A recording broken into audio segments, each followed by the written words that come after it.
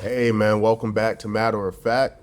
Today I got for y'all a tier list video. It's been a while since I made a video, probably since October or so, but now I'm about to start ramping up with the content.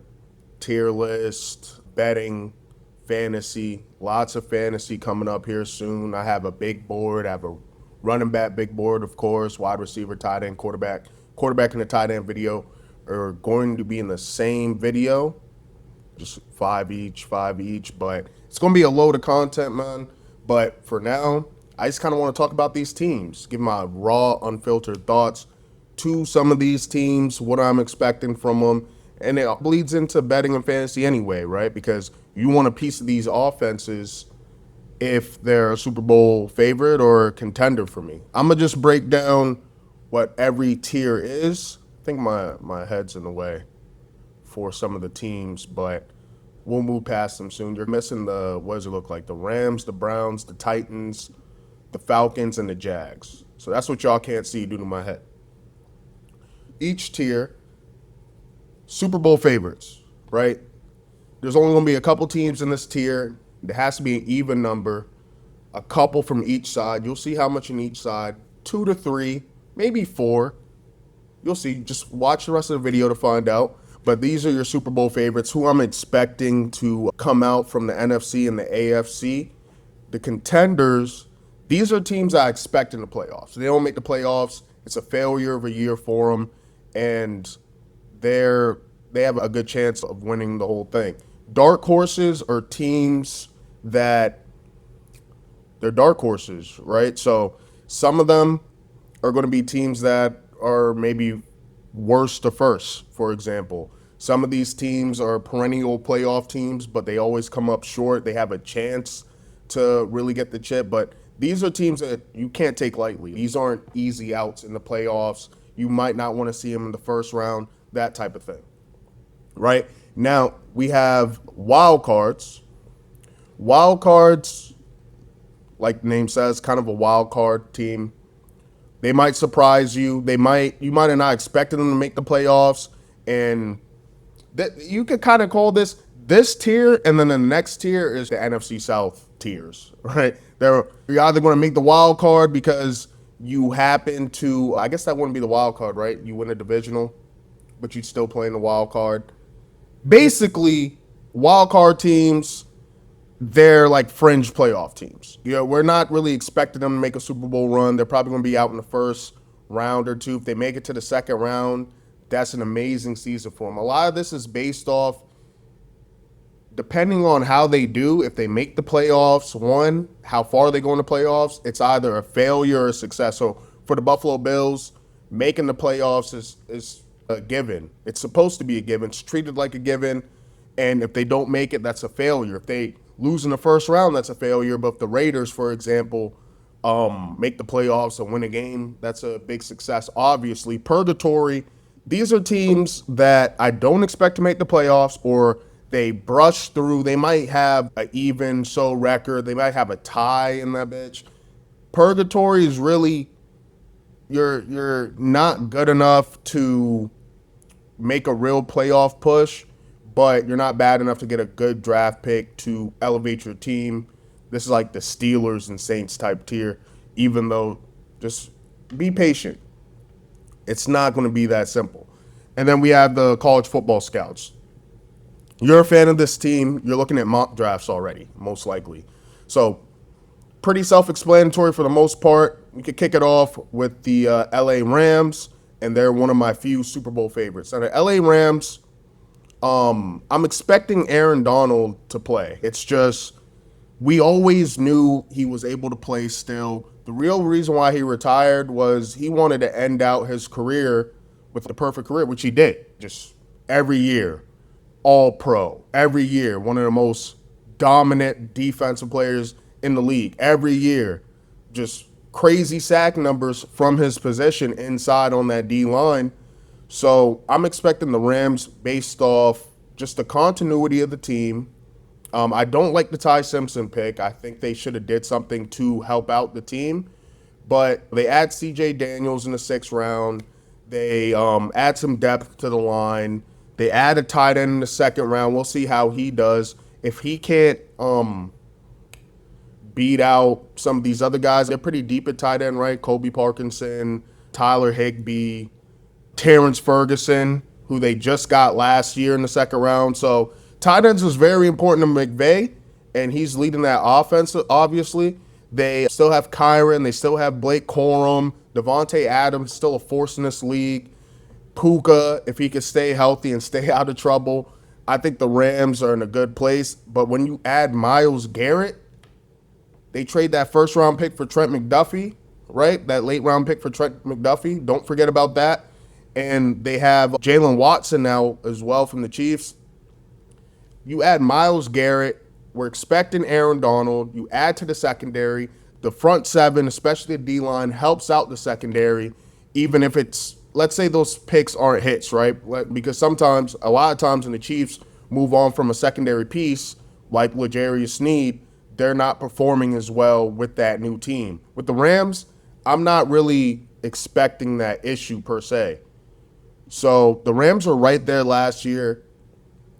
I think Matt Stafford still has juice. We were just worried about his neck injury. He had the back or neck injury thing happening, and he played pretty much the whole season. So it's really about, can his weapons stay healthy? Can the next man up perform? And we've seen with McVay, whether it's Tutu Atwell or is it Demarcus Robinson? Was he on the Rams?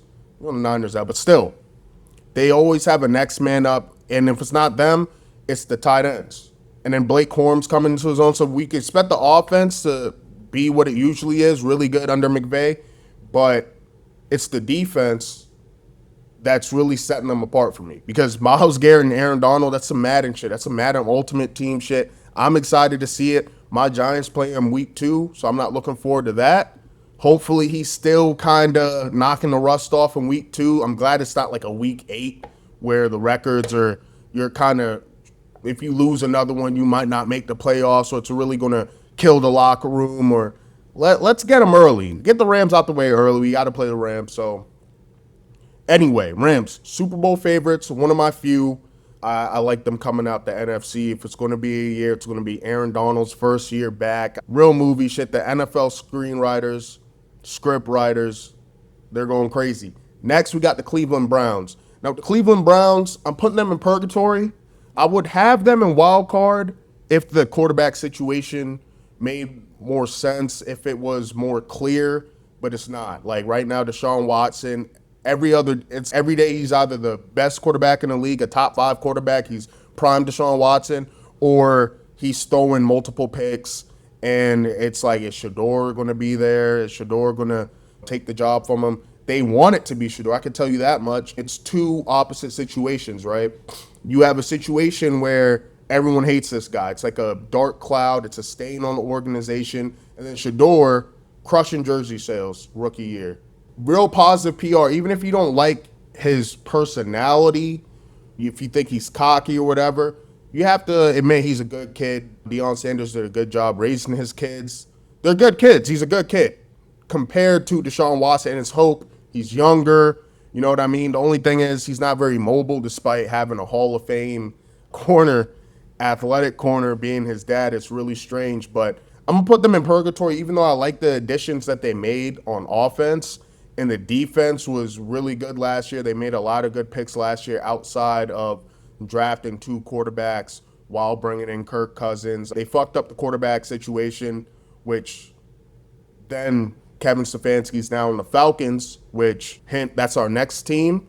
But purgatory, I think they have the weapons on offense. I think they have the defense personnel. And with Todd Monken, I think he could really turn this offense up. I think he could do a way better job than Kevin Stefanski, who I'm confused to why he was such a lock to, oh, yeah, he's definitely going to get a job. He might get the Giants job. We don't need him here in New York. We don't need him in New York. Keep him in Atlanta, see if he could help out that quarterback situation. But when it comes to the Browns, I think Todd Monken's going to do a great job with this offense no matter who he has, because you have the pieces on offense to mold your offense around the quarterback's strengths, unlike other teams where you're dealing with a mid-quarterback situation and you don't really have the weapons, and you have to really – it's a lot harder to figure out your offensive game plan. When you have Fannin, You have KC Concepcion that you drafted in the first round, and you draft Denzel Boston in the second round. You have Quinshon Junkins there. You have Dylan Sampson, who really good in the pass game. You still have Jerry Jeudy. Jerry Jeudy is a wide receiver 3. It's low-key, if these rookies are popping off as much as we think they are from camp, how they were coming out of college, these are two of the best receivers coming out of this class, and there's a lot of receivers that went into this draft. I don't want to talk about the Giants all day, but Malachi Fields, third rounder, right? He was a 10th receiver off the board. 10th receiver. There's 9 receivers that went ahead of him. So there's a lot of pretty sleeper receivers, and we were just talking about the Rams. Puka Nacua was a 5th rounder. So Concepcion, Boston, if they could be what we think they are, along with Fannin, who is like the quarterback 6, quarterback 7-ish for a reason. Like Fannin, I mean, his production in college was crazy. We should have saw it coming for how far he fell in the draft, but there was a lot of tight ends last year. Either way, Purgatory, I think they're going to be really good, but with Joe Burrow coming back and there not being as much offseason drama with the Bengals, with the Ravens, I think revitalized with Harbaugh. Obviously not a bad coach, but Jesse Minter was one of the best options from this coaching cycle. And that defense was really important to the Chargers. Brought Derwin James back. We got Derwin James and some of those other defensive pieces that we highly respect came back to their true talents and selves with Jesse Minter. So when you consider all that, the Ravens should be pretty good. And then you have the Steelers with Aaron Rodgers. He has continuity with Mike McCarthy. So, yeah, I think the Browns, I don't think they're going to win a division. They could be a wild card team, or they could be 7-8 wins and they pick in the middle of the draft and they miss out on like a top-end quarterback figuring out what's good with Shador and Deshaun Watson. Purgatory. Now, the Falcons, they're also in purgatory. Same situation, honestly. And by the way, shout out to Jared Verse. I think Jared Verse is going to be awesome on that defense with everything they added with Mason Graham and whatnot. The front 7 is looking dangerous. You still have the Denzel Ward in the back. So, yeah, their defense, I think, is better than the Falcons, but the Falcons kind of got some pieces too. I think Jalen Walker is now out for the season, so that's unfortunate, but you still got James Pierce Jr., you still got AJ, you got his brother, cool story, you got his brother, and then you have Jesse Bates in that back. And then on offense, it's endless, right? They just drafted Zachariah Branch to go along with the Drake London and Kyle Pitts. You have Bijan there with Brian Robinson Jr. in the back. Lost Tyler Algier, but now you get to unleash Bijan. You already did enough load management with these running backs, which we're seeing the same thing with Gibbs, right? David Montgomery's now on the Texans. So this team's going to be really led by the run game, which I'm also expecting for the Browns, but I think it's going to be more consistent with the Falcons because they have a better offensive line. So they were close to being a wild card team for me, especially with the division that they're in, but I have a different team coming out that division. I'm going to say the Falcons are in purgatory due to the quarterback situation. We have an undrafted free agent making the rounds in Dynasty, making the rounds in training camp because Tua and Penix, they're in and out of being able to practice currently. So Kevin Stefanski, I'm not very high on, but he's a veteran coach. He led the Browns to enough wins to win Coach of the Year twice. So I think he'll do fine with the Falcons. Can't do any worse than Raheem Morris did, but due to the quarterback situation, we have them in purgatory. Now, the Chargers. Where do I put the Chargers? So I was in between contenders and dark horse for them. I have to put them in dark horse. I'm a big Justin Herbert guy. Really big fan of Justin Herbert. I think with Joe Alt and Rashawn Slater going down last year, they had no chance. But with them back, I think Harbaugh is going to go back to what he does and what he loves to do, which is run the ball. Now, Herbert is talented enough where he could. We've seen him do it. As much shit as Herbert's getting right now, just in general, we've seen Herbert put the team on his back. We know he has top 5 quarterback potential, and he has the weapons now completely to go with it. So Trey Harris, I think, is going to take a step up this year. Brennan Thompson, who I think is either undrafted or he went in the 7th round, but he's killing it in camp. But you have Quentin Johnston, who revamped his career last year. Gadsden, they add Njoku. You have Hamden. You have Keaton Mitchell.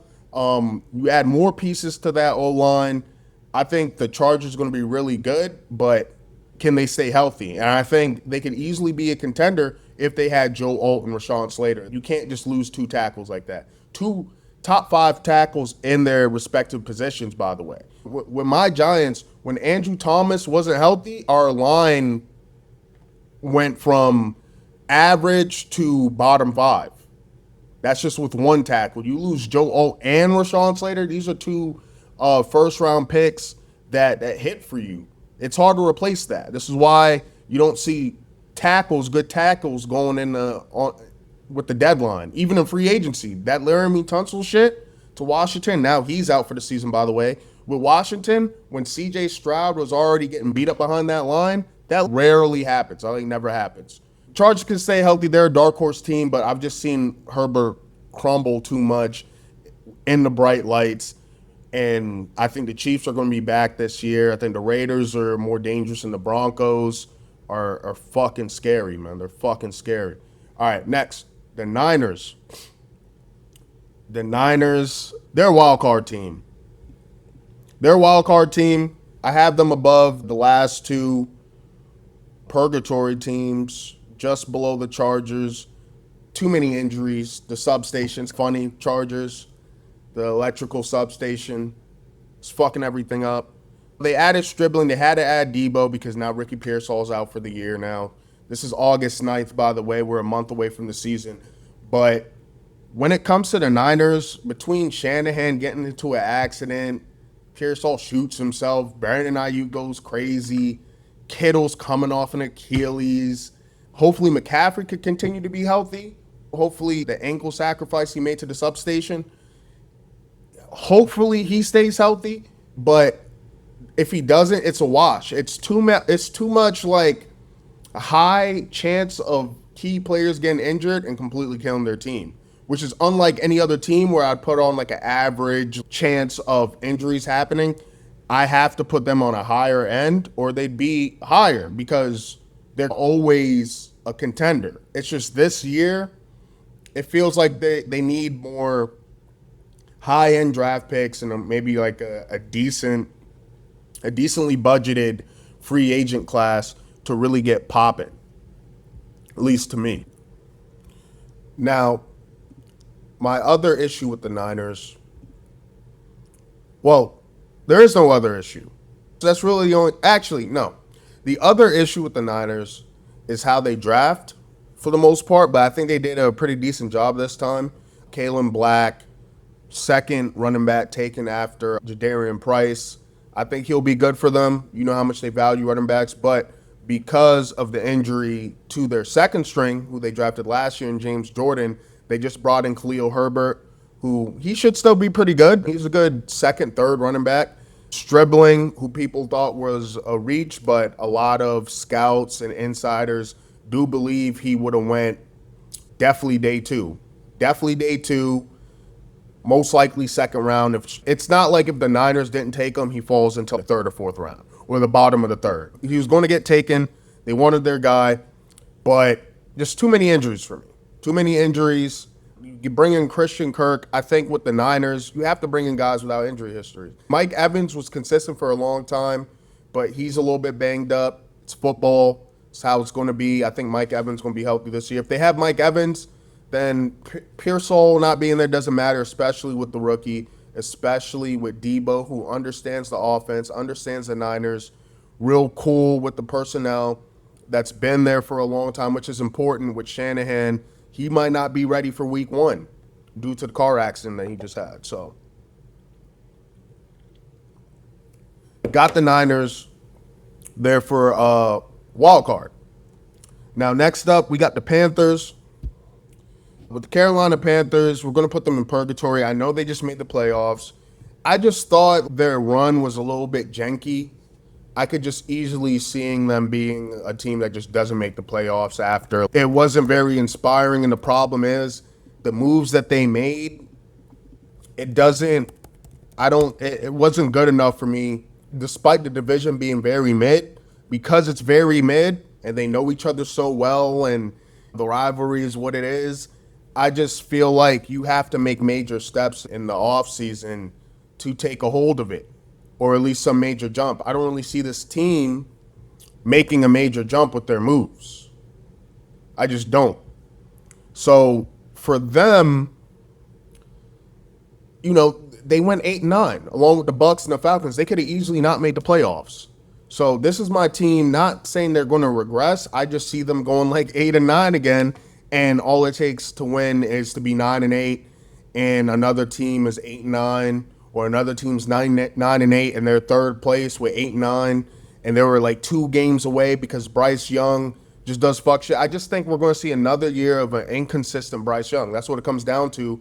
And then they lose Chris Basil, who they drafted this year to help out with Bryce Young, because they hit on Tet. I'm glad they went receiver in that draft, because there was a chance that they weren't. They did a lot of smoke with Jalen Walker last year. So I was like, bro, please just take Tet. It makes the most sense. It just makes a lot of sense. What am I seeing with Ikem Ekwonu? Is he going to be available for week 1? The O-line isn't healthy. They get Monroe Freeling this year in the first round, so hopefully he hits to help out with the O-line. Obviously, they have one of the best guards in the league with Robert Hunt. But in terms of the weapons, Jalen Coker is going to have to take another step up because they lost. Isn't that who they drafted? They drafted Chris Brazil. My bad. My resource. Yeah, they got Chris Brazil. I don't know why he's not on the depth chart anyway. But underrated, and I'll talk about this when we're doing some of my fantasy content, but John Mechie, he played with Bryce Young at Bama, so there's a lot of chemistry there already. It all depends on Bryce. He's the X factor. I know quarterbacks are always the X factor, but it's more so here because we really need him to be good. Hopefully Jonathan Brooks could play finally. They added some decent pieces. Like, I like the Devin Lloyd pickup. Jalen Phillips, if he could stay healthy, could be pretty good, but just not enough moves. And in terms of the draft picks, I don't think they had the best draft. I just don't see them really rising to the occasion and winning 10 games. I think they're going to win them around 7 to 9 games. And in this division, that might not be good enough. And you'll see which team I have winning the division based off how this tier list breaks down. Now, with the Seahawks, we got to put them as Super Bowl favorites. What a job Mike McDonald did. Now, the only thing that makes me think they're not going to repeat, I think they're going to make it to the conference finals again, maybe. And then probably not make it to the Super Bowl. Clint Kubiak's now with the Raiders. So how's that offense going to look? I think Torrey Horton is a sleeper. In fantasy, it's a sleeper on this team. I think he's a really good option, a wide receiver too, with Cooper Kupp being past his prime. Can't really rely on him again. We're going to have to hope that Jadarian Price could do a good job replacing Kenneth Walker, since Zach Charbonnet probably won't be ready to start the season. And then Shaheed, who they gave money to, great kick returner. Can he be a good option as a wide receiver too? You have Jake Bobo, underrated player. They're just running it back. And what it really comes down to is this defense. Even if the offense isn't completely right, there's enough continuity on offense that allows them to win games due to defense and due to that boy Jay Ascent, who's a top 3. We have to say he's a top 3 receiver today, at minimum top 5. So Seahawks Super Bowl favorites. I think Mike McDonald being there. I'm not a big fan of the OC hire. Like, when I looked into him and what he's done, I don't know if that's a good replacement. So hopefully Mike McDonald, without Kubiak, he built a good staff to repeat. But who really cares? You just won the Super Bowl.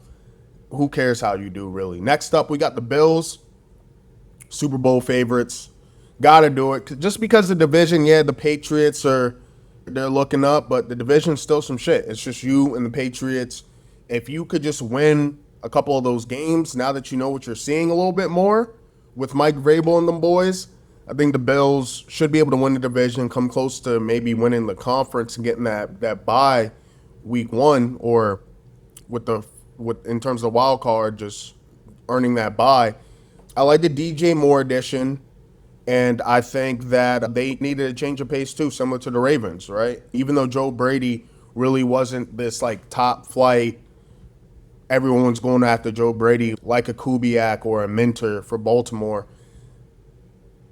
He's been in the building. He knows the offense. He gets Skylar Bell in the fourth round. They add DJ Moore, and Josh Allen's just going to push in on his back again, along with James Cook. And we just have to hope this defense could really show up. They're a team where if they played more complementary football, they would be super scared. They'd be Super Bowl favorites by Vegas and all that. So it really depends on this defense to me. Did they make enough moves on defense? We'll have to see. TJ Parker, who else did they add? They added Bradley Chubb. If he could stay healthy, they add D. Alford. So they're making some attempts. Maxwell Hairston, of course, he didn't play like the beginning of the year, a big chunk of the year. He didn't come until the last half of the year. And they were expecting a lot from him as a first-round pick. I think he's going to be really good. I think from what we've seen from him, he could be really good. So if he could take a step up this year, the Bills can be scary. It's just in comparison to the Rams and the Seahawks, the defense is just not that. Whereas the offense, yeah, they don't have a Josh Allen, but the Rams have a Matt Stafford. And then they don't have a JSN, even though the Rams have Puka Nacua. You know what I mean? So these teams have their pros and cons, their strengths and weaknesses, their limitations. But I agree with Josh Allen, man. You keep knocking on that door, it's going to open up eventually. Sometimes you got to kick that bitch down. So I think Josh Allen has a chance to kick that bitch down, at least make the Super Bowl for the first time in his career. Now with the Packers, this one was pretty easy. I think they're a contender. Micah Parsons won't be there for the first few weeks, but I think they'll win enough games to still do their thing. And plus, Matt LaFleur, because there's multiple LaFleurs and Kubiaks and all types of shit. LaFleur, he's coaching for his job. Some people are calling for his job. I think that's dumb. I think as soon as he hits the market, he'd be the hottest name this next cycle for sure. So I don't really agree with that. I think Micah Parsons going down was a huge deal for them, especially since they had to give up their D tackle last year to the Cowboys to supplement that. So you lose Micah Parsons and you lose a premium player in the middle of your defense, it's going to be hard to work. They really needed Micah Parsons, especially for the cold weather games that they got going on. What helps that the most? Good pass rush, stopping the run, which he hasn't done in the playoffs, and Micah Parsons hasn't been a great playoff performer, but he's a big difference maker no matter what. You have to game plan for Micah Parsons. Besides that, on offense, what do we have with Jordan Love? He's like the most polarizing quarterback in the league. Not sure if he's top 10 or is he just a top 16, 15 quarterback. Who knows? So it depends on which version of Jordan Love that we get. But they let Romeo Doubs go. And Matthew Golden, I think, looked there. He had promising flashes, right? I just feel like him and Jordan Love really couldn't find that connection last year. That's really important for a quarterback and a receiver. This was their first receiver they took in the first round in 20 years or something crazy. They never took a receiver in the first round for Aaron Rodgers. They got steals later in the draft with Devontae Adams, with Jordy Nelson prior. They've never done that. And I think Matthew Golden was a good pick that year, and I think he's going to show some stuff this year, especially with less mouths to feed, and especially since Christian Watson is never healthy a full season. I don't know if he played a full season. And at a certain point, potential, we have to cash in on that potential. It can't just be all potential with Christian Watson. So when you have that happening, and then you have Tucker Kraft, he's coming off that major injury, but the sports science nowadays, these peptides, this AI science, seems like everyone's coming back a lot sooner. Just like my Giants with Malik Neighbors, Scadaboo, Pat Mahomes come back sooner. And the news that we're hearing from Tucker Kraft is he might be ready. So Hopefully he's ready, but if he's not, there's a lot of question marks with the team between a Tucker Craft. The team, can Christian Watson stay healthy? Can Micah Parsons come back and stay healthy as well? They're just going to have to be in contenders, or they'd be Super Bowl favorites if those positions were locked down and checked.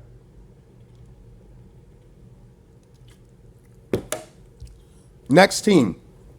Next thing we got is the New Orleans Saints. We're going to have them on wild card. This is the team, just to spoil it, we got one more team out the NFC South to do. But I think the Saints should make it out the South. I just think in terms of quarterback play, they have an offensive head coach in Kellen Moore, clearly doing something right to win some games with Spencer Rattler. Move to Tyler Shuck, and then you add another weapon there. So you have Chris Olave, you have Jordan Tyson, who's been crushing it in camp. As long as he could stay healthy, that was the reason. I think he could have went way earlier. I think he might have even could have went to the Titans if it wasn't for the injury history instead of Carnell Tate. Excuse me. But when it comes to the Saints, though, I just think in terms of that division, they could easily win like 9-10 games. I think they match up pretty well against some of their divisional opponents. You can't really call these division games early or anything like that. Anything could go wrong, but I think the Saints are well constructed to weather the storm. And in terms of what they did with their roster, I think the offense, there's no excuses for Shuck. Not saying that he didn't have a good year, but the way they're talking about him, look, you had to feed Chris Olave a bunch. There's no Taysom Hill. The offense is going to be a lot more straightforward, right? You have two seemingly elite weapons now with Jordan Tyson. If he pans out, and it seems like he is panning out at the moment, then you add Travis Achan. You add Travis Achan, and then you still have Alvin Kamara there. And people think Alvin Kamara is washed. I don't think Alvin Kamara is washed yet. Personally, I think he'll be a steal in fantasy redrafts. I think Alvin Kamara, he has a chip on his shoulder, even if he wants to deny it. It's just natural human thing, especially for an athlete. And before he got hurt, he had a 100-yard rushing game. He's obviously great in the pass game, but if that's all you're having him do, and then you have Travis Etienne there, I think it's going to be a scary backfield for the Saints, and I think that's really going to be the X factor, is how they utilize that play into the play action. Tyler Shuck could also move. He's a mobile quarterback, and if he could take another step up with all that experience, especially backing up my boy Justin Herbert back in Oregon, with all that experience he got, I think the Saints could easily win this division, and it's the type of division where there's probably going to be a new winner. I don't think it's going to be the Panthers again. Might be the Bucks again, Baker Mayfield playing with a chip on his shoulder, or the Falcons if Tua pans out, or Jack Strand, the undrafted free agent, pans out. But we'll have to see. My bets on the New Orleans Saints. With the Raiders, we have them moving up to purgatory. Now, previously, like last year, they'd be in the college football scouts tier.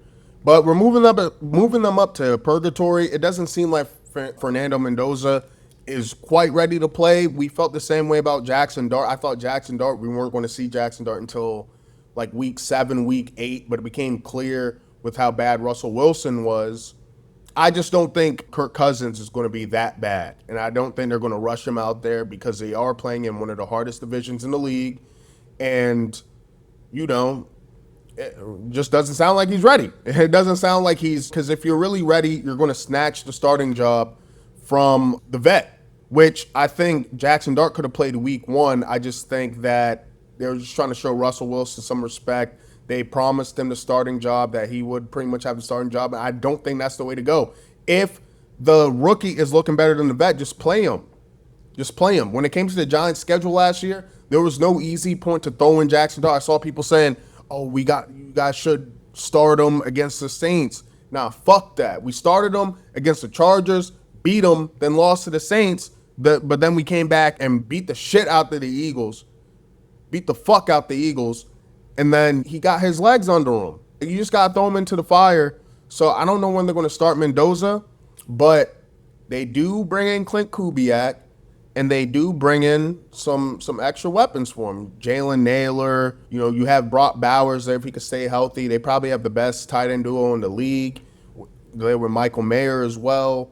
And then Tyler Linderbaum and some of the other pieces they added to their O-line should help out the running game, because Genti, he was underwhelming for a top 10 running back, but when you really look at his stats and really look at what they were dealing with no Brock Bowers, so he's the focal point of the offense, just stack the box on him. I think with more receiving options, a healthier Raiders team, a better O-line to hit some of those running lanes and create some of those running lanes, I think that the Raiders could be a lot better, but they're kind of stuck in purgatory still because we don't know what we have in Fernando Mendoza. The division's really hard, and the roster's simply not good enough still. Even though I like the additions they made in free agency and the draft, I don't think it's enough. They had Jamal McCoy. They added a lot of high upside guys, trading Stooks in the second round. So they added to this defense a bunch, but it's like a boom or bust defensive additions. They add Nakobe Dean, Quay Walker, Kwity Paye, some good veteran guys. So I think I like what they did. I like what they did in free agency and the draft, but it's a lot of boom or bust to me. It could either really work out or it could be like there's a reason why we let some of these guys go in free agency from those respective teams. Now, with the Cowboys, we're going to put them in dark horse. They weren't very good last year, which is rare for them. With Mike McCarthy, they were coming off like 3 straight 12-win seasons. And sometimes you need a change, just like with the Ravens. I keep bringing back up the Ravens, but it's like the perfect example of what I'm talking about with just needing that change up in coaches sometimes. You can think about like with the Warriors and Steve Kerr, moving on from, it's not Mike Brown, whatever. This isn't a basketball channel. I just know Steve Kerr, they picked him up after they had a good season with Steph Curry, and he brought them over the hump. And I think that's what the Cowboys are trying to do. Schottenheimer, before he even got the job, he had a lot of experience with the Cowboys, and I think we love to shit on Jerry Jones, but it turned out to be a pretty good decision. He had that offense humming. It's just about the defense. And can the defense really step up with them losing Micah Parsons? They go Caleb Downs in the first round, and he's looking pretty good. He's looking as advertised, but at the end of the day, that is just a safety. Can Overshown stay healthy? You know what I mean? Can their corners step up and do what they're supposed to do? They add Kobe Durant from the Rams, Jalen Thompson from the Cardinals. They're good in the nickel, but with the Cowboys, the only reason why they're not higher is due to that defense. The offense should be crazy. They still have George Pickens there, Javonte Williams, still with a chip on his shoulder, I'm sure. CeeDee Lamb, obviously, and Dak behind one of the best O-lines in the league. That's one thing the Cowboys always get right. Whether it's the draft, they always focus in on the O-line. The O-line is going to be amazing, which is why Javonte Williams, part of the reason why he looks so good. If Ryan Flournoy could take a step up, I'm hearing good things out of camp from him. I think the Cowboys could make a run, but it's the Cowboys. Something always goes wrong, and Dak in those moments, he's like the NFC version of Justin Herbert, where the lights just seem to get too bright for him. You know? And when you lose Micah Parsons, what are you really replacing him with? Rashawn Gary, I guess that's cool. You bring in Quentin Williams last year, and I think that was a good move. Kenny Clark is who Green Bay lost. Kenny Clark. I don't know who I was thinking before. But, yeah, so you have Kenny Clark there in the middle. You have Quentin Williams there in the middle. So you should be really good at stopping the run. There was that year or two where they were terrible at stopping the run. So they solved that problem, and I think they just honestly thought, look, man, we don't think Micah Parsons, he doesn't help us out in the playoffs. I think that's probably what they thought. He's not worth the money. So Donovan Ezeraku, I thought was a steal last year. I was sick when the Cowboys got him last year. I was like, yo, how is he even here? How are they getting him in the second round? My Giants are so stacked on the line that I knew we weren't going to get him, and it wasn't like, damn, I wish we got him instead of the Cowboys. I'm really happy with Colton Hood, but was sick that the Cowboys got him, and he played well for them last year. So you bring in Rashawn Gary, and you draft Malachi Lawrence this year. I really think that they could there's no replacing Micah one for one, but you can kind of make a makeshift line with saving that money, which is what they did, even though they paid Quentin Williams damn near. It just felt like, as an NFC East fan, like I have a good read on all my divisional opponents, and it just felt like a power play. It felt like it's the sentiment. You laying down on the table during practice for the media to see, like, a fuck you to the organization. I just think it was just the principle of it all. It was the principle. Look, you're doing all this, get the fuck out of here. Like, what? Like, you want us to pay you? Come in like a professional. Don't be sleeping on the side on the table like you're injured or some shit like that. Just theatrical. Okay, and we're back. Accidentally ended the video. Anyway, let me finish up on the Cowboys. With the Cowboys, like I said, dark horse team just because the offense is so explosive, and I like the moves that they made on defense for sure. So I could see them doing something. But they're the Cowboys. So similar to Justin Herbert, lights get too bright, but I do like the additions they made on their team, and I like the head coach.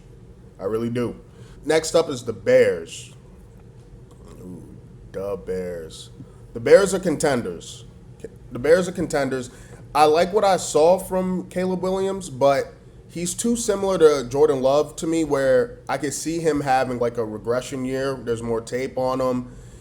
The weapons are great, but Luther Burden is now down. He had his injury problems coming out in the first place, but I think they're well off still with just Colston Loveland, with Luther Burden. Jade Walker is making some moves. Scotty Miller could be good in the slot if he's not available. They added Khalif Raymond. They drafted Xavier Thomas. So they still address the position. People might have to step up, but we expect Luther Burden back. And their O-line is not too bad. You have Darnell Wright, one of the best right tackles in the league. They add Garrett Bradbury from the Patriots. So they addressed the center position. They double tapped it in the second round, going Logan Jones. So between that, they made that trade for Joe Tooney last year. He was good for them. They got Braxton Jones. So the O-line is good. You have Swift and Monungai. If Monungai could take another leap, could be a scary offense. I think that's kind of the X factor is the run game, because obviously that's going to feed into the pass game. And if Caleb Williams could rein in more under structure, I think the sky's the limit. So they're really close to being a Super Bowl favorite for me with Ben Johnson. My only issue is, I don't know, with Caleb, and then their defense. I'm sure you've heard about it a ton. They won a lot of games with their defense due to turnovers. There's going to be a natural regression with that, a negative regression. So their defense just has to be better, like on a standard in terms of how many yards they're allowing, how many first downs they're allowing. It can't be all turnovers again. And I like some of the moves that they made, adding Kobe Bryant, Kyler Gordon, adding Devin Bush. I think they drafted one of the best safeties out there from Oregon in this past draft, but not enough moves. I could see the defense being mid. I think their projection, what I'm expecting from them is to be mid. I think the defense is going to be mid, and the offense is going to have to carry. And then when it comes down to that January, February football, we need that defense to be top shape to win the chip. And I think with the Bills, for example, who I think the defense is going to be mid as well, at least, I guess Sean McDermott's not there anymore, huh? Josh Allen he's an enigma. So you have an enigma. Caleb Williams is going to have to be an enigma. But he also has the weapons where I don't think he has to do as much as Josh Allen, despite the fact they don't have a James Cook. Caleb Williams is just going to have to really be that guy. And we saw a lot of flashes. He's a cover Madden. He's the Iceman now. He's the Iceman. And I trust in Ben Johnson. They were really close to being Super Bowl favorites for me. I just think it's the defense. And I think the NFC is just a hard out compared to the AFC. Now, if you flip the divisions, like if the Bears are in the AFC, I'd probably have them a Super Bowl favorite, which is weird to say. Kind of NFL and the NBA are kind of switching things up. Like the AFC was super dominant with the NFL for a while, just like the Western Conference and the NBA, and now Eastern Conference is kind of looking scary, and then the NFC put you through the ringer. They might not have the best quarterbacks, but these rosters are crazy in the NFC, and two of them are in the same division, along with not the Cardinals. Who else is in that damn division? The Niners. The Niners, of course. And the Niners are a hard out. So, next up, Yeah, so Bears contenders, Caleb Williams, show us what you got. We only got 2 years of tape on you, but that second year of tape might come in handy for these teams playing y'all. And I really think y'all might need that number one seed to really make a deep run. With the Colts now, they're a wild card team. If Daniel Jones could stay healthy, he's just been having his injury problems. Like whenever there's a neck injury, it's just kind of tough. He's a tough player though. Daniel Jones is tough, and it just looked like a completely different offense when he wasn't there. Jonathan Taylor, Tyler Warren, they were going crazy in that Shane Steichen offense with Daniel Jones under helm. But I do feel like there's a lot of tape out on them now. They're going to have to switch things up a little bit, and Daniel Jones is going to have to stay healthy. But they have so many weapons in each part of their offense between Jonathan Taylor, the rookies looking real good to back him up. Maybe they could take some load off him. And then they lose Michael Pittman, which they got really trash value in that trade. Same thing with Sauce Gardner. If it's that lady finalizing these trades, stop having her do trades, bro. If that lady is the reason why they traded two firsts for Sauce and then traded Michael Pittman for a 6th-round pick, stop having her do trades. Because if it wasn't for these really garbage trades, I think the Colts could be dark horse. They could be contenders. They were on an 8-game winning streak before Daniel Jones went down, and then they ended up not making the playoffs right after trading for Sauce. So they're a wild card. They're the definition of a wild card team. And I think that division is going to be a lot better, and you'll see with some of these other picks. Our first college football scout. There's not too many of them. The NFL is pretty competitive. That's why the NFL is the best sports league in the world. It's pretty competitive. But the Dolphins, go check out some receivers, some quarterbacks. Malik Willis, he might be able to be your guy, but you're looking at quarterbacks. You're scouting quarterbacks. You're doing mock drafts in October. You might be doing mock drafts in September with college football starting back up. There's just not enough there. It's a new coach. They got Jeff Hafley there. Maybe the defense, they could become a defensive team before they get the offense right, especially after losing Jalen Waddle, especially with bringing in an unproven quarterback like Malik Willis. Give him an audition. Look, we're in a rebuild. This is your chance. It's up to you if we draft a quarterback, Malik. It's up to you. If we pick outside the top 5 and you're a part of the reason for that and we're losing close games like the Lions that one year or my Giants this past year, then you might be able to stay. But for right now, you're still scouting quarterbacks and then maybe weapons for Malik Willis, or maybe you're trading another piece for another pick and looking at linemen. You're accumulating picks as they've been doing, starting with the Waddle trade so far. With the Patriots, I'm putting them in contenders. Not Super Bowl favorites. I don't expect them to go back. I think with Drake May, they made some good moves on offense. No more Diggs, but they still have Butte. They still have Kyle Williams. They still have Pop Douglas. And then they bring in A.J. Brown, who he's stopping them from dropping down a tier or two, because I think the Patriots, Drake, the schedule had a pretty easy schedule to walk through. Then you have the turmoil going on with the Vrabel, Diana Rossini situation. Then there's just a lot going on there. And then you have Stephon Diggs there. Your owner is in massage parlors getting happy endings. There's just a lot going on there. I believe in the football gods. I'm pretty superstitious. I just feel like we're going to see them take a step back, especially with Josh Allen, I think, having a really good year this year. I think he's like a MVP finalist. I think Josh Allen, he's going to have a good year. So this is more me betting on Josh Allen and betting on a pretty typical regression. This is a second-year quarterback. You had a pretty good coach coming in, so that helped out a lot, especially with how he prepares for the game and how he coaches Mike Vrabel. He former Patriot, former linebacker, so he has that tenaciousness. And he had the Titans.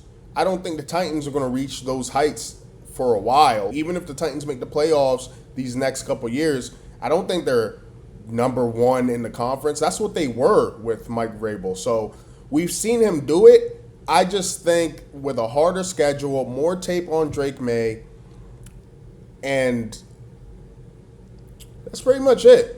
That's pretty much it. I'm just expecting regression. It's not very often you see the Super Bowl losing team making it back, and I don't think that game was very particularly close. With the Detroit Lions, we have them as a contender. There's gonna be a lot of contenders. With the Detroit Lions, they just have so much talent on both sides of the ball. And the playoffs are a war of attrition. So it really depends on how healthy they could be. They're going to unleash Gibbs, so I don't see a setback with Monty going. Gibbs is really that guy. And then defensively, it's just about, is Aiden Hutchinson going to be there? Is Brian Branch, Kirby Joseph? Like, they have some dogs all over that defense. Are they going to be able to stay healthy? Is Laporta going to look like rookie year Laporta? Is Isaac Tesla, is he going to be able to step up? You know what I mean? Or some of these guys are going to be able to step up with Jared Goff, and has Dan Campbell's run, have they peaked? Did he manifested their peak a little bit with his comments? We'll see, but I do think Jameson Williams does have potential. I think he could be a wide receiver one on a lot of teams. So I think their weapons are still pretty elite. They have a top two running back, you could say. They have Amon-Ra St. Brown. He's a fringe top 5, 6, 7 receiver. And then the defense, it really just depends on health to me. Because when you have those guys in the secondary, those dogs, you have Jack Campbell, who you just gave a bag to. You add Devin White. You have Malcolm Rodriguez. And then the D-line, backed by Aiden Hutchinson. Can Aiden Hutchinson stay healthy? Can stay healthy. They're kind of like another Packers to me, where I do think Jared Goff is the better quarterback despite him being immobile, but I think he does all the right things, and it just really depends on if they could stay healthy. And they're in one of the hardest divisions themselves, with the Packers, with the Bears, with even the Vikings. Because what if the Vikings they get back to being in form with Kyler Murray at the helm? We'll see about that, though. You'll see where I have them. Dark horses, the Bengals. Definitely a dark horse this year. What stands out to me with the Bengals is how quiet their offseason has been. There's usually some contract renegotiation, somebody holding out. They're not really dealing with any of that. Zach Taylor, I think he should have been fired last year, but I think this is his last year. If they don't make the playoffs, or if they're a one and done, I think you could get rid of him and just inspire hope into the future with adding like Dexter Lawrence, with having T. Higgins and Chase and Burrow under contract like they do. They have that core unit, and then they have Chase Brown in the backfield. It's all about, can their O-line play hold up, and can they keep Joe Burrow healthy, not taking too many hits like he's used to taking, and him just being healthy, and them not going off to a slow start last year, or was it the year before? Yeah, I think it was 2 years ago, because the Patriots were good this year. But when they had Patriots week 1 and they lost that game, or it might have been last year, but they lost that game. And it was like, yo, you guys always come off to a slow start. The NFL kind of gave you a layup game. You fumbled that, and then you don't make the playoffs by one game. That shit can't happen again. Because we could only go off Joe Burrow's 2022 playoff run to the Super Bowl where they lost to the Rams. That's getting old. Aaron Donald has retired after he beat y'all, went off to the sunset, enjoyed life, enjoyed time with his family and kids, or going out, whatever the fuck he's doing, and then returned to the Rams by the time y'all have been even relevant at all. So I do think, though, that this is Joe Burrow's year, at least to make the playoffs. I don't think he's going to miss the playoffs again. I don't think the Bengals are going to be a non-factor again. I think it's a very winnable division. And I think you have one of the best quarterbacks in the league, one of the best wide receivers in the league, the best wide receiver tandem in the league still. And then you add Dexter Lawrence in the middle to help stop the run. Similar to the Cowboys with Quentin Williams. Yeah, the pass rush is the most important part of defense, but stopping the run is a game changer. And if you can't do that, you're not going to win shit in the playoffs, especially when it gets cold. Now, next up, we got the Titans. Listen, man. I think there's always a team that goes worst to first. I think the Titans could go worst to first. I'm not really sold on the rest of the division besides the Texans, but I think it could be a close battle. I do. I think Brian Daboll and Robert Saleh could be a match made in heaven. I think it's the perfect combo. Robert Saleh adds the discipline and the defensive toughness that Brian Daboll simply doesn't have as an offensive guru, and he might just be one of those offensive coordinators that are just better as being offensive coordinators, similar to Mike McDaniel with the Chargers, which I forgot to mention that with the Chargers, but that's very important to their stake as a dark horse. They're a top-end dark horse. If I were to arrange this, I might arrange this at the end to be like its own individual ranking in the tier. Yeah, I think I'm going to do that. I'm going to do that at the end. We're almost done, though. But, yeah, the Titans, I just like the coaching changes they made. I like that they went out and got Carnell Tate. That was clearly a Daboll-driven move. You add Wan'Dale Robinson, which I love continuity. Any kind of continuity, and you have continuity with Wan'Dale and Brian Daboll. And I think that's going to be a big game change. It's going to open up a lot for Carnell Tate. You have Gunnar Helm there, tight end. They let Chig Okonkwo go to the Commanders because I do think they have something in Gunnar Helm. And then they add Nick Singleton from Penn State. You still have, what's his name there, Tony Pollard. You still have Tajay Spears. So the offense could be really good, and their defense was underrated last year. Their defense wasn't bad. They moved Jeffrey Simmons around, and he was looking good in those spots. They add Keldrick Folk, which was looked at as not really a reach. He was supposed to go there at the bottom of the first or top of the second. There might have been better options, but hey, if he hits for you, you have Jeffrey Simmons there. You have Jermaine Johnson there now. Defense is cooking up. It's cooking up. And then they added Cordell Flott from my Giants. He was really stepping up as our corner, too. He was probably our best corner last year, right? Now, he hasn't been good besides last year, so they took a bank on him. I think that's part of the reason why we didn't retain him, because it was like, look, we're not going to pay you for 1 year of production. It was a really good year of production. He looked really good. But if we could get that same Cordell Flott, maybe to another level, secondary might be decent. It's the defense is mid, but I feel like Cam Ward has an opportunity to push it on his back. He didn't get a lot of respect in his rookie campaign, but Cam Ward, he was balling, man. He was making plays that only a select few quarterbacks can make, and he was doing a lot with a little. He didn't have much. So now that you have Carnell Tate and Wan'Dale Robinson, shit, could Alec Ironmaner step up now? You know what I mean? Who's their kick returner that's really good? Their wide receiver that's a kick returner. DK. If DK could do some shit on offense, some gadget shit, Brian Daboll could just focus on the offense. I think the offense could be pretty crazy, and I think it's a winnable division. Yeah, you do have the Texans. The Jags are looking real good. But Jags similar to the Bears. Their defense caused a lot of turnovers, and I don't know if that's sustainable. I could see them taking a step back too. You'll see where I have them. Next up, we got the Philly Eagles. I have them a wild card because I just don't think their coach is very good. I think they don't have a super team now. The tush push isn't hitting like it used to. You lose A.J. Brown, which might be addition by subtraction, but that's still a top flight receiver. That's still a fringe top 10 receiver in the league playing for a team. If he's balling on a team that he didn't want to be on, imagine how he's about to ball for the Patriots. So that's why I still have them as contenders and not a dark horse, because I do think A.J. Brown is an upgrade from Stephon Diggs, and it's just that passion of, look, you're A.J. Brown. Put yourself in A.J. Brown's shoes. You did everything you need to do. You have the stats.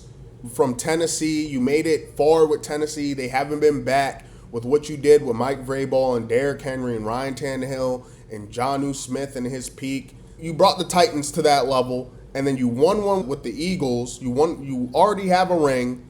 Now you get to play with the team. You got to remember, he cried draft night when the Patriots didn't draft him. A.J. Brown cried. So he really wants to play for his team, but he was still balling on the Eagles despite all that.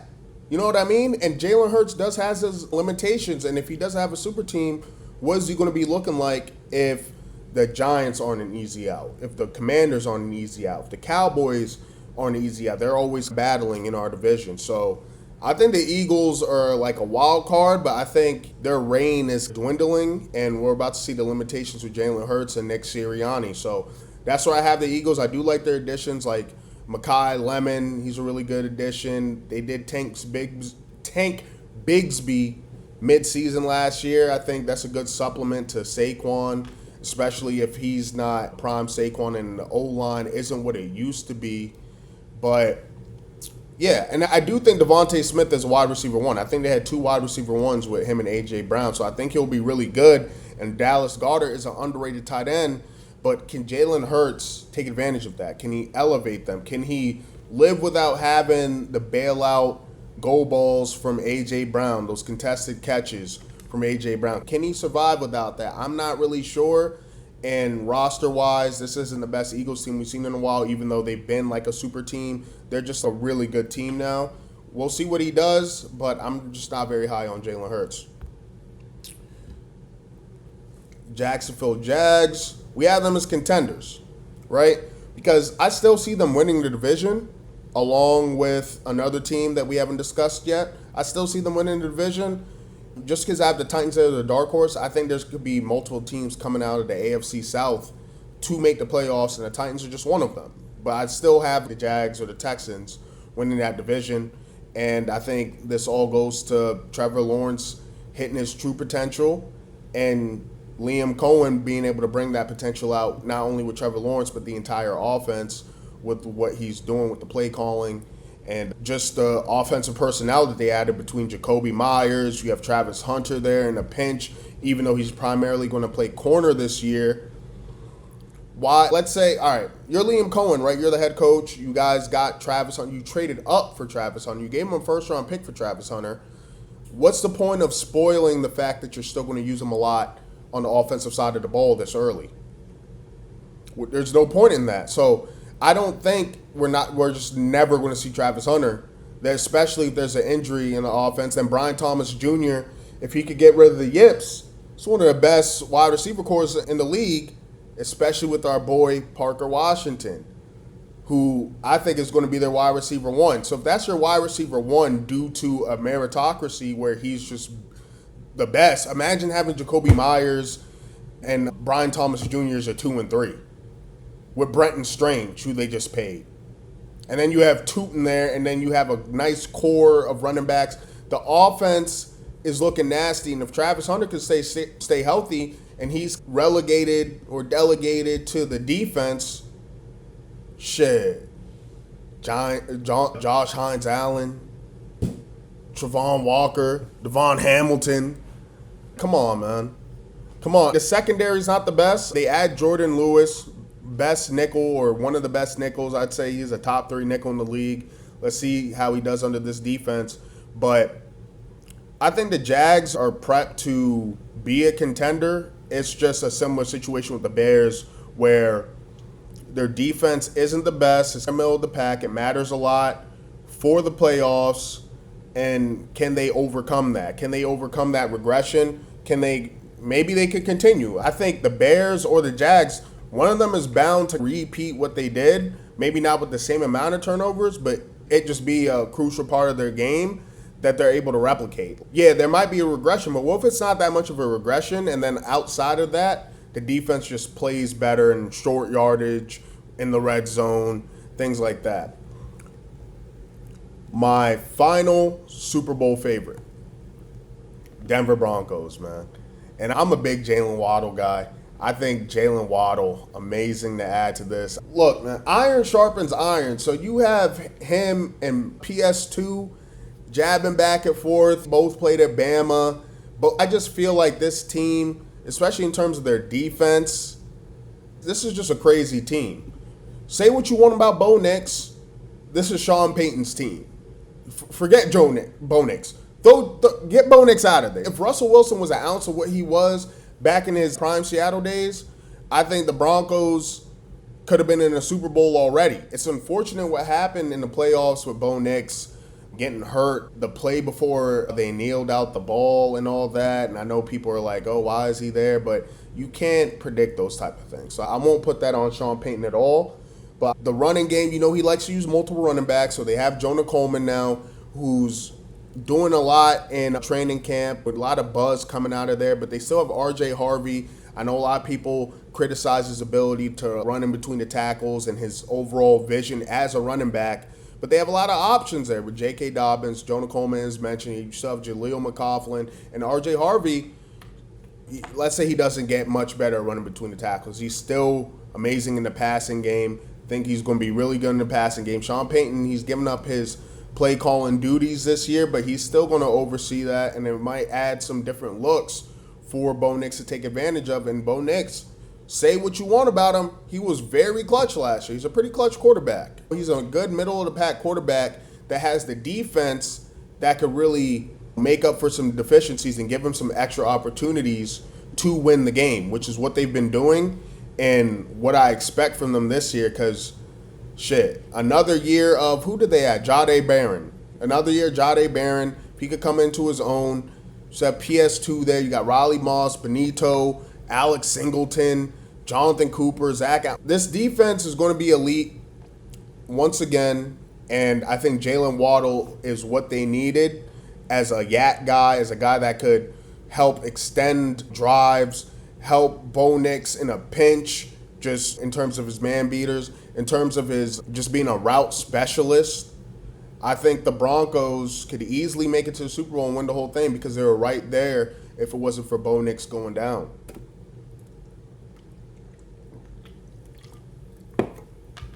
Next, we got my New York Football Giants. We're putting them in dark horse next to the Titans. Look, man, John Harbaugh, I don't give a fuck about his speeches, bro. I don't care if he had a bad speech. I don't care about – what I care about is having some stability with the Giants. Jackson Dart, he's him. He has the it factor, and it's not just him scrambling. He didn't get 4 concussions. It was 1 concussion. He went to a blue medical tent a bunch. It was all propaganda. He went to the blue medical tent a couple times where he shouldn't have even been in the blue medical tent. With Neighbors coming back, looks like he's going to be ready week 1. You add Isaiah Likely, you add Ricard, you add an offensive identity that isn't centered around Jackson Dart kind of freestyling, remixing plays and whatnot, and only doing it when super necessary. It's similar to what his brother Jim is doing with the Chargers. Yeah, we have this Maserati in the back. We have this Hellcat here, but we only need him to rev that engine and hit that gas when we need him to. If he's able to do that with the Giants, and I do think they have the pieces on offense, and I mean, they could easily have one of the best D-lines in the league.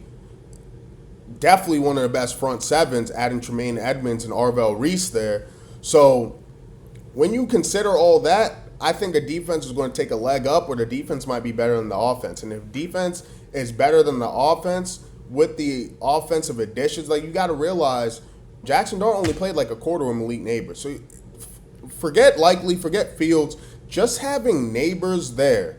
And yeah, you lose Wandell, but we added Mooney and Calvin Austin. We have a good amount of slot guys.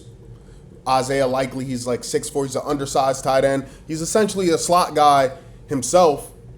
I think the Giants, they have what it takes. They have what it takes. They lost so many close games. I think it's what we saw with the Lions a couple years back when Dan Campbell first took the helm. They had that down year, but they lost a bunch of close games, and that's what the Giants did last year. And now we add Harbaugh, who could really elevate us and put us at a floor where the sky's really the limit in terms of what that ceiling could be, because we have Jackson Dart's second year. We have Scatterboo their second year. We have Neighbors there. We have a top 5 wide receiver talent to go along with Dart. And then you're adding the smash nose offense that you want to adding Ricard, and that's Scatterboo's game already. And this is the best the O-line has looked in years. Last year, Andrew Thomas and Jermaine Illuminor was a top 5 like tackle duo. Top 5, top 10 tackle duo. And then you add Francis Mauigoa, who's, he played at Miami as a tackle, but we're kicking him in the guard. Just, you know what I mean? Whenever, if Illuminor or Andrew Thomas goes down, we have Maui there for that. We have Marcus Bowe there for that, who we got in the 5th round as a steal last year. So the O-line's looking elite. My main thing that makes them a dark horse, besides being a homer, is it seems like they have the trenches right. The O-line was looking great last year. They doubled down. The D-line was looking great last year. They doubled down on the front 7. lose Dexter Lawrence, but our run defense wasn't shit with Dexter Lawrence? Can we stop the run and take advantage of the pass rushes that we have at our disposal? I think the Giants could do that, be a dark horse team. They might not win the division, but I think this division's really up for grabs. Next, we have the Vikings. They're a wild card team, and I'm a big Kyler guy. Not the biggest Kyler guy, but I just think at this point, he's underrated, and I think Justin Jefferson, he has something to prove. He has more of a humble wide receiver archetype. He's not super cocky. He's not going to beg for the ball. He's not going to throw a hissy fit. He's not going to read a book on the sideline. But Justin Jefferson, he's a competitor himself. You know what I mean? And people are playing with his name right now. People are playing with Justin Jefferson's name like he's not a top 3 wide receiving talent. They're saying Puka's better. They're saying JSN's better because they had better quarterback play. And when it comes to Justin Jefferson, he was playing really good with Sam Darnold. Now, Kyler, obviously, he has his trouble seeing over the line, but Kevin O'Connell's kind of coaching for his job here, and if he's the quarterback whisperer, we didn't see it last year. So you should be able to do something with a Kyler Murray, former first-round pick, first overall pick, 1 of 1. He got drafted to the MLB the same year he got drafted to the Cardinals.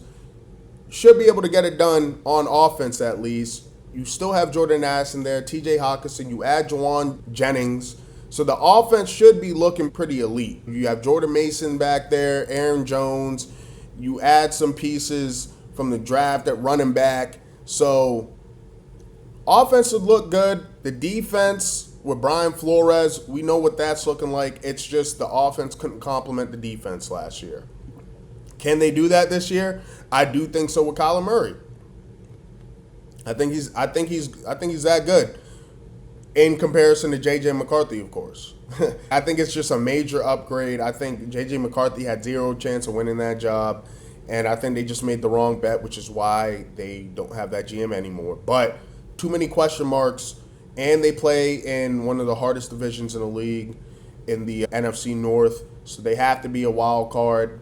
They have, you know what I mean? You have the Bears, you have the Packers, you have the Lions. Are all contenders for me. So I'm not going to put them as a dark horse because I can see them being in a purgatory situation similar to the Falcons just due to the toughness of their division. So they have to earn that wild card spot. With the Cardinals, they're CFB scouts looking for quarterback. You got into a holdout situation with Jacoby Brissett. Need I say more? Quarterback situation isn't a lot, but they probably have some of the best collections of weapons in the league. Yeah, think about it.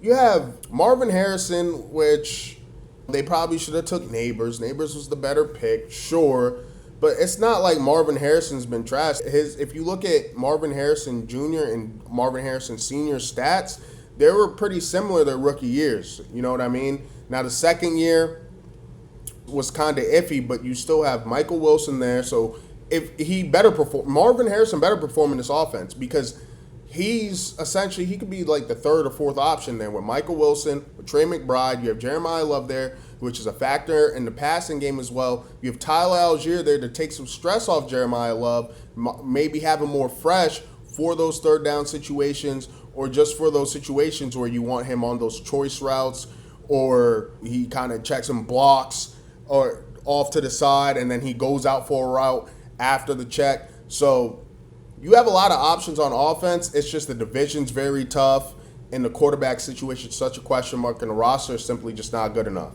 It's not good enough. So on defense, on offense, yeah, the offensive weapons are great. The O-line's not the best. The quarterback play is a question mark. And then you have a first-time head coach. Even though Mike LaFleur, that was probably your best option. I think that's a good option, especially because you're kind of giving him the opportunity to be like, look, I don't have my guy. He has pretty much out of all out of the entire quarterback carousel, not the quarterback, the coaching carousel, he probably has some of the longest leash. Just given the Cardinals situations, they're one of the worst franchises in American sports history. No rings. No, they've been here from the beginning. The fan base isn't too lively over there in Arizona. There's not crazy expectations, kind of like the Jags or something like that. It's not like this is New York. Imagine if New York or Chicago or Dallas had all these weapons, and it was just we see the coach and the quarterback. There'd be a lot more pressure. Cardinals, you're kind of laying back, chilling. You're kind of enjoying the fantasy. You're betting on some player props probably with that crazy offense. You just need a driver for the offense. You just need a driver for that system. Not sure if we have it yet, even though Carson Beck was really good in that Hall of Fame game, wasn't he? Maybe it's Carson Beck. Who knows? We didn't expect much from Tyler Shuck, right? So, Ravens, they're contenders. They're contenders. I can't put them in Super Bowl favorites just because they did lose a lot of pieces. Derrick Henry's getting older. And are we going to get the prime version of Lamar that makes him such a dangerous weapon on offense and putting fear into all these defenses? Are we going to get that? Are we going to get that mobile Lamar? And if we're going to get that mobile Lamar, is it going to be the same? Because it wasn't looking the same last year. Now he was hurt. But that's the what if. That's the reason why they're not Super Bowl favorites. I wouldn't mind having two more teams here. Like I said, it has to be even number, has to be equal amount from each conference. I just think these are the four. That's my four Super Bowl favorites. Once again, Ravens come real close. I'm just not sure. Now, Jesse Minter, I like him as the coach to replace John Harbaugh, so the defense might be able to get back to their core identity as being like a tough, hard-nosed, smash-mouth defense. That's yet to be seen, and I do like the pieces that they have overall. Like I thought on paper last year, if it was just you're playing Madden and you assemble a defense, the Ravens had the best defense. Their defense is crazy, but it didn't play like that, and I think Jesse Minter is going to be able to have them playing like that, which is why they're a real contender to me. If we could just get Lamar back to what he was, Jacoby Lane's kind of going crazy in camp. They also got Fernando Mendoza's teammate from Indiana. He's on there. Mark Andrews, he's serviceable enough, and he has the chemistry with Lamar. And then Zay Flowers, hopefully he's healthy. They just paid him, but he just went down. Hopefully he recovers from that injury because that'd be tough. No Zay Flowers. Say what you want about Zay Flowers, but I'm actually curious about that injury. It's kind of important to my ranking because these are flexible. Okay, quad contusion, he's day-to-day. All right, so Zay Flowers is good. So, yeah, I like the Ravens as a contender.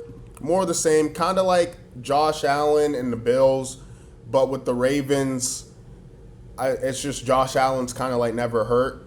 If Josh Allen was hurt, he probably would be in the contenders too, but we have to see Lamar at full strength again. With the Chiefs, look, man, it's Pat Mahomes and Andy Reid. They're contenders. They're not Super Bowl contenders. There's too much question marks with the offense, and then they're always recycling or cycling out players when it comes to their defense, but they do have Spags there who they have a perfect setup, right? They have their head coach owning one side of the ball and being elite with the elite quarterback, and then they have a coordinator who probably won't get another chance again. He probably won't get another chance. So Spags is going to be there long term. So the defense is going to play beyond the talent that they have on paper per usual. I just think this year they made improvements to the O-line, and it kind of sucks that they're relying on a fifth-round rookie, and that was like such a big deal for them to lose, potentially. Good thing that he seems good to go. It was just a shin bruise. But Rashee Rice is coming off an injury. Xavier Worthy might just be a gadget guy. Jalen Royals got hurt in the middle of camp last year, so we'll see if he could take a step up. Tyquan Thornton. The major key to why they're contenders to me and not just a dark horse team, though, is the addition of Kenneth Walker. And I think Kenneth Walker, similar to A.J. Brown, even though he has a ring now, is kind of playing with a chip on the shoulder to show, hey, I could be a workhorse back. I could be that for y'all. I think it's a perfect fit. It's exactly what they needed. The backfield for the Chiefs has been like the Packers to me. It's like a circle of friendship unit. Fuck the circle of friendship unit. Now, they kind of have that with the receiver core a little bit, but if Rashee Rice is healthy, that's a bona fide wide receiver one. If Cyrus Allen is what we think he is, and with the ghost of Travis Kelce, who could still find the holes in those zones and go crazy with those choice routes, the Chiefs could be back. And then they sold out for Mansour Delane to make up for the fact that they lost Jalen Watson and lost Trent McDuffie. And we know how they do with their corners. They double-dipped got another corner in the 4th round. So we know they're able to play up beyond what they seem on paper, and then they get Peter Woods for the middle of their defense to go along with Chris Jones. So I'm expecting a lot from the Chiefs. I'm expecting a big bounce back, similar to the Bengals from these previous years. It's just the Chiefs are so far removed from being like Bengals trash because they're always making the playoffs that I have the Chiefs at contenders, Bengals a dark horse, but I think the Chiefs easily be Super Bowl contenders. I just don't think the roster is up to par with having the Broncos in division. You have Chargers in division. How do those games go? And is it going to be the Arrowhead Invitational? That's a big deal. And part of the reason why Tom Brady has all the rings that he does is because he was playing around with such a trash division for such a long time. Pat Mahomes doesn't have that luxury. This is a tough division. It's a very tough division, and the Raiders are, at least on paper and what we're projecting them to be based off the coaching staff and their weapons on offense, they're supposed to be the best that they have been in some time, which is why they're not in the college football scouts tier. All right, next up, we have the Tampa Bay Bucks. We're going to have them in purgatory, man. The Bucks are in purgatory. Todd Bowles, it seems like the players, the fans, maybe the front office is kind of tired of him. He's kind of been getting away with these playoff berth years where they're only really making the playoffs because somebody from their division has to go. It's the worst division. So I think it should be weighed less for Todd Bowles. I do think it's time for him to go, kind of similar to Zach Taylor, even though Zach Taylor's been around longer. And Todd Bowles was obviously there for their Super Bowl run. So they have continuity there, and it's a unique situation. We're never going to see a situation like that where, hold on one second. Yep. Wait, hold on. Defense corner. Bruce Arians. Yep.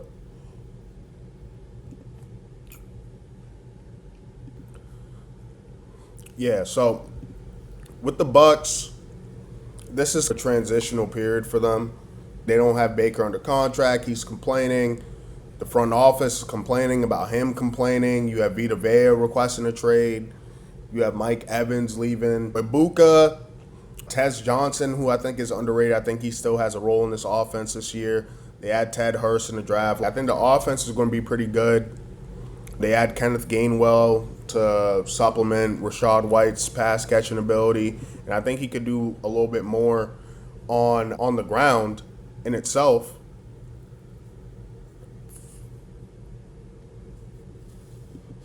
But they're just in purgatory, man. Like I said, I think the Saints are going to win this division. They're going to win about 8 games per usual, not make the playoffs, fire Todd Bowles. They're going to have some entertaining games. Just in general, they're going to beat some people that you're not expecting them to beat. I think they're going to be good upset leg in some upset parlays, the Bucks. But besides that, they're not really going to make any noise. I think they peaked with Baker a while ago. They were feasting on a easy-ass division.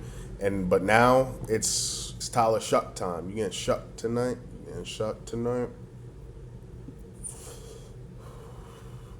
Our last CFB scout, the Jets. Don't get me wrong. I fuck with Geno. You know what I mean? Don't get me wrong. Their offense is cool.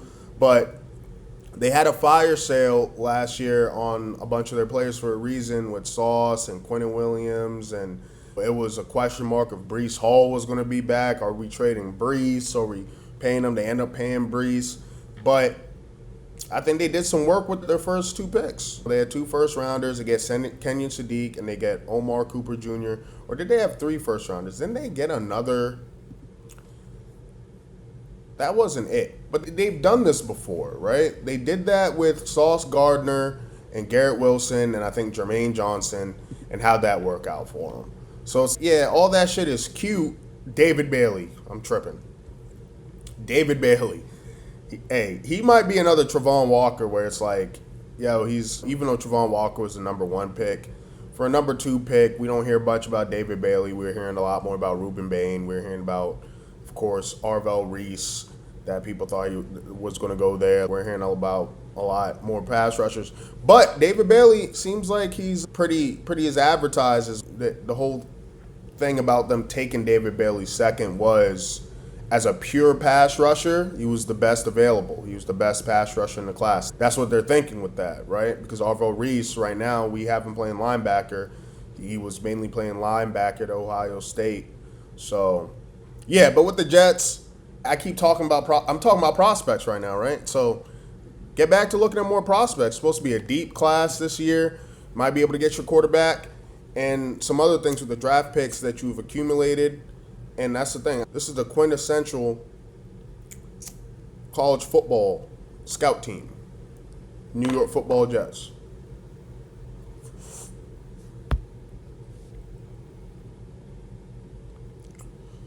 With the Pittsburgh Steelers, we have them in purgatory. Now with the Steelers, Aaron Rodgers, I think he's going to have a pretty good year with these weapons that they added. They add Michael Pittman. They add Jeremy Bernard in the draft. They still have DK there. They wanted Mekhi Lemon, and they were forced to go O-line, but that might be a blessing in disguise for them if they hit on this player. So I think they're going to be decent, but it's going to be more of the same. And last year was their real chance of doing anything. We didn't expect them to do anything. They didn't do much except make the playoffs, kind of get Harbaugh fired, but Steve Biscotti pretty much clarified, yeah, he was going to get fired unless he won a Super Bowl. Unless Harbaugh won a Super Bowl, we were going to get him out of there anyway. But overall, I like what they did in free agency and the draft. I think they did a good job of going for the now and the future. So they add Rico Dowdle. You know what I mean? They add another running back on top of that. They went Caleb Johnson in the third last year. And because they weren't able to get Mekhi Lemon, they go tackle. They go tackle from Arizona State.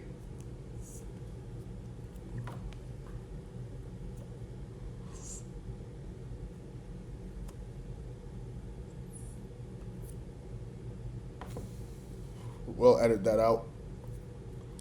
But, yeah, when it comes to the Steelers, just not enough talent on the roster. And then Aaron Rodgers just simply has his limitations. I do think with what they did with the offense, this is one of the better offenses they've seen in a while, even though they've been really good at drafting receivers in the past and whatnot. George Pickens, obviously they trade him before the season as they bring in DK Metcalf. It's not the one-on-one replacement because I think George Pickens is just a much better receiver than DK Metcalf. But when you add Michael Pittman and you add some of these ancillary pieces, I do think the offense improves a bunch. And now you have Mike McCarthy there who has that continuity with Aaron Rodgers. It's kind of the theme of the video is continuity. And he has that continuity with the offense. Does the defense take a step back with Tomlin? That's yet to be seen. But yeah, the Steelers are in purgatory, man. This is just an Aaron Rodgers farewell tour. We're not expecting much from them. If they don't make the playoffs, it makes Mike Tomlin look good, though. But if they don't make the playoffs, it's kind of, all right, whatever, Joe Burrow's back. It's because Joe Burrow's back. It's because the Browns won 8 games this year. You know what I mean? It's not going to be much on Mike McCarthy. This is it's a retool year to me. It's a retool year. It's a strange year. Kind of similar to the Bucs. Like when you have a situation where you have a Hall of Fame, top 5 quarterback ever kind of retiring with you, you just kind of have to understand what the season is and understand the limitations of that season. And then with the Washington Commanders, we have them as a wild card. We have them as a wild card. Their O-line's beat up Laramie Tunsil. So I felt like I picked a good time to do this video and start doing more videos on the channel and really rev up the content. We're kind of getting a more fleshed out roster. And it's unfortunate. I don't like injuries. Yeah, they're a division rival, whatever. But Laramie Tunsil's out, and now their O-line, can they protect Jaden Daniels? It's kind of a similar situation to the Bengals where all the upsides with the quarterback. And if you can protect the quarterback, which they haven't been doing. If it's a question of protecting the quarterback and the quarterback's health, usually it's because the O-line isn't protecting them or maybe they're causing their own sacks. I don't really think that's the case with Jaden Daniels, but he is on the lighter side, and running is a part of his game, unlike a Joe Burrow. So you're going to have to protect him. And they traded a lot of assets for Laramie Tunsil. So unfortunate. I just told you what the Giants looked like with and without Andrew Thomas, and they don't really have a replacement for that. So I can't put them much higher than this. I don't think they're really in purgatory because I do think Jaden Daniels is that guy. They add Stephon Diggs, a hometown kid. He has his drama going on, but I think with all the negative PR and just the fact that you were just on a Super Bowl finalist team, the second place team, you're with the Patriots, and they don't retain you due to the drama and just the smut on your name right now, I think he's going to be good to go there being back home on a lot of situations. So I think the offense is going to be looking good. I just think it's the defense that's going to hold them back. And then there's question marks on the O-line that stops them from being a dark horse team like the Cowboys or the Giants in division. I'm putting them by the Eagles. I could see that. I think the Commanders are going to be in fourth place, and the Eagles not going to be too far behind them, but they're going to win more games than they lose. And then the Commanders, I think, are going to win about 8 games or so due to just factors outside of their control. Now, the last team, Houston Texans. Now, the Houston Texans, they'd be higher than this if it wasn't for the question marks at quarterback. They'd be higher if it wasn't for the question marks at quarterback. We're going to do them as our final contender. It's a lot of contenders, but it's a deep NFL. And with the Houston Texans, that defense is just insane. That defense is insane. They jumped us in the draft this is funny. They jumped us in the draft to get Caden McDonald, which was on our list, I'm sure. They said that Colton Hood was the guy regardless, but it was a smart jump. It was a smart jump in the draft because this is a great player, and the rich get richer, at least when it comes to defense and how that's concerned. So they also add Reed Blankenship from the Texans, and I feel like he's going to be a player that with so many studs all around this defense, it's just going to elevate his game, cover up some of his deficiencies, and I think he's going to ball out in this defense. I think the defense is going to be just as elite, if not better, this year. And all we need is a semblance of a running game and an ounce of what C.J. Stroud, a couple more ounces of what C.J. Stroud was his rookie year. We need to see it just better than what we saw in that playoff game. Crazy. But they add a lot to the O-line. Their first-round pick, they use on Kalen Rutledge. They add Wyatt Teller from the Browns. They add Braden Smith from the Colts.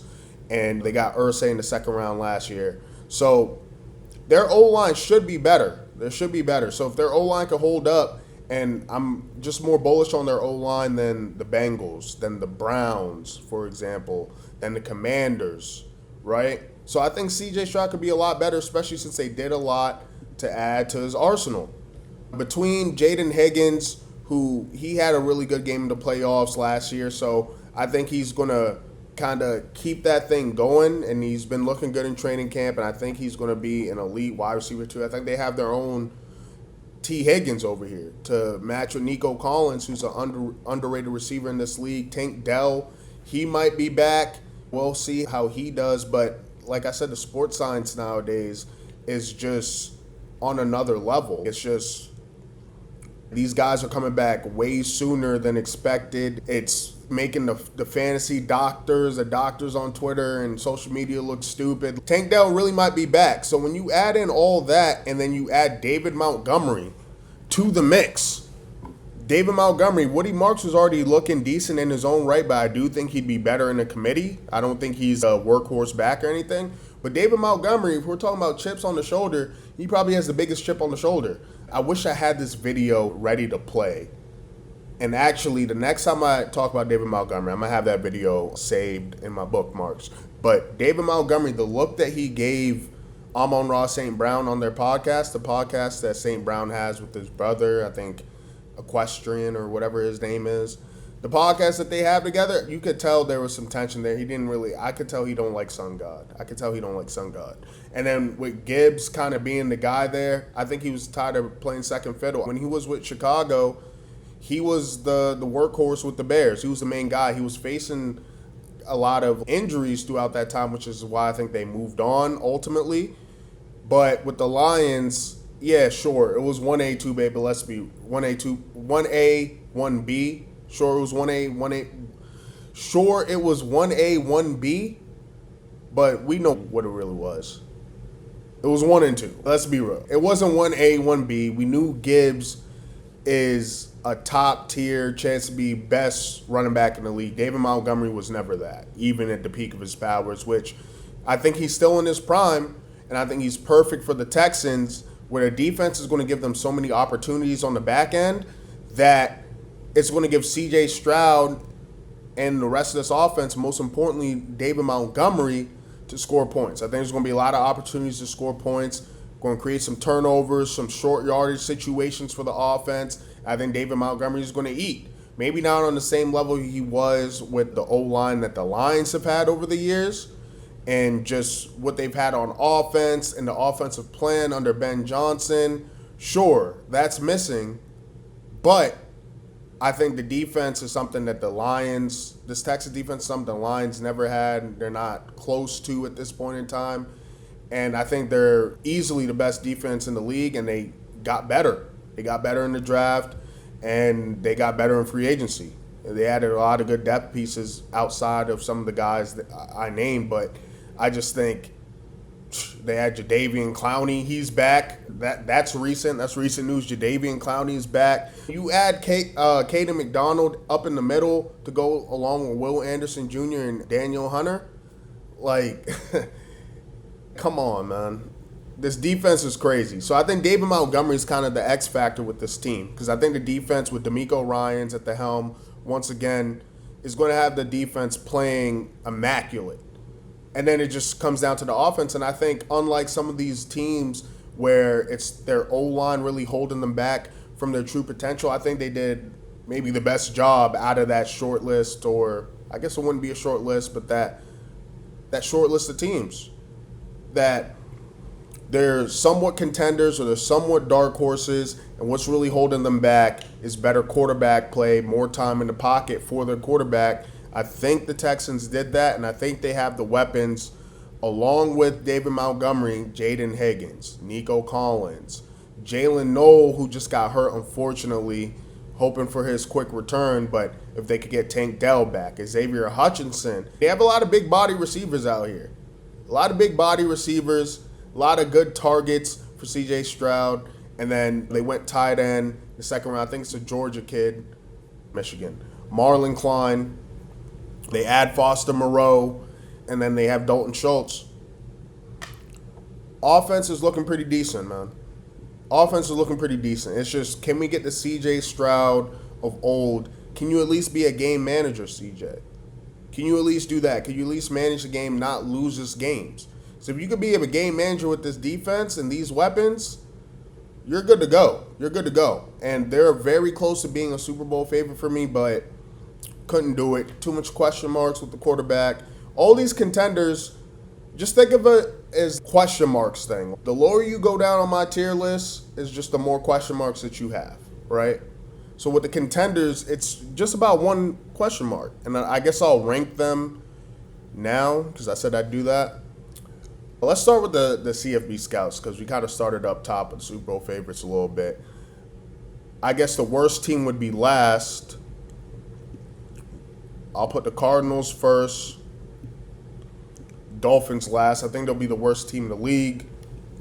Who's the closest to getting out of purgatory? I do think it's the Panthers. I think their quarterback situation's more set than the Browns, than the Raiders, than the Falcons, than the Bucks, than the Steelers. A hard thing to rank, though. They're pretty much all in the same class to me in terms of being in purgatory, for one reason or another. With the Browns, it's quarterback, Falcons quarterback, Raiders still quarterback. With the Bucks, it's coaching and just roster talent. They're not a very talented roster, to be honest. And then the Steelers, it might as well be the Steeler tier. This is a Steeler tier.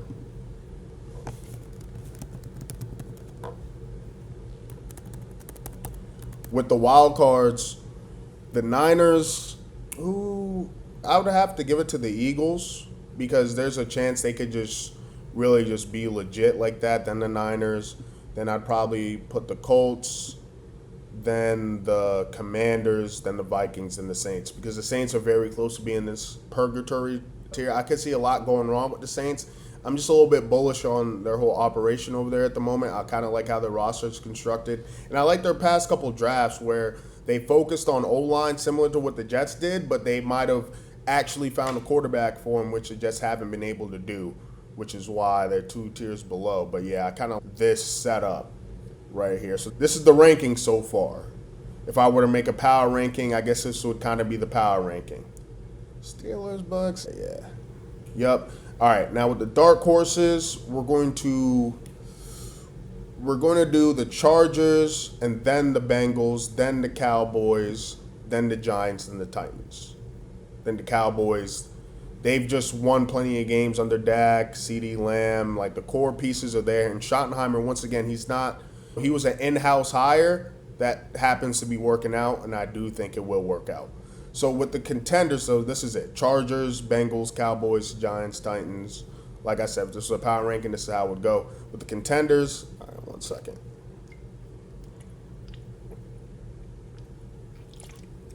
Fuck. This is tough. I didn't rank these beforehand. I think it would be the Bears, top contender, then the Texans, then the Patriots, then the Lions. Oh my God. Hold on.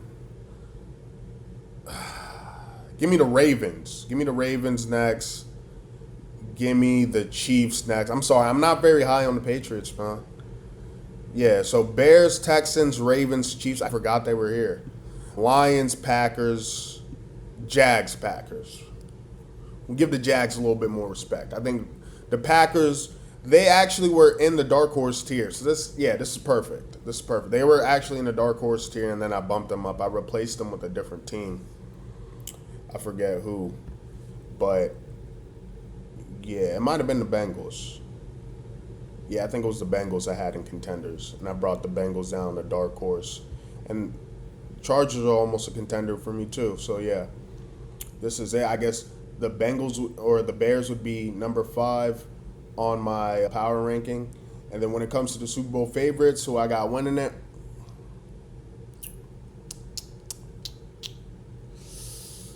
I'm gonna go. I guess I'm thinking it's going to be Rams, Bills, and I like the Broncos' chance a little bit better, meddling here, and I think Aaron Donald and Myles Garrett, like, bro, come on. What are you supposed to do with that? I don't think the Bills' O-line is good enough to really deal with that. I think they make it out of the AFC, and it's one of those, it's like a 35-14 or a 28-10.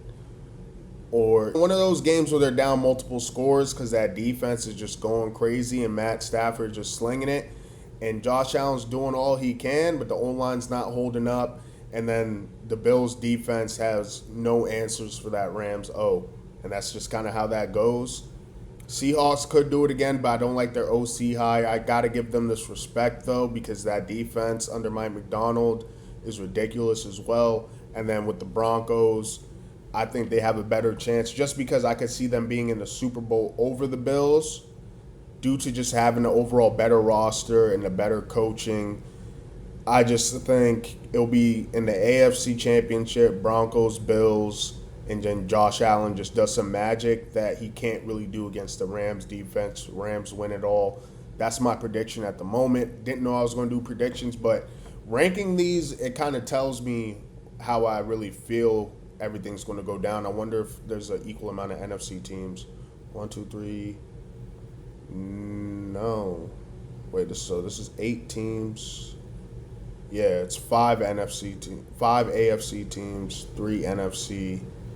Then this is kind of disjointed, so this should be more NFC teams then. And it's not. Wow, that's crazy. 1, 2, 3. So there's more AFC teams here. And then the wild card is probably locked and low. Yep. This one has 5 wild card teams. Interesting stuff.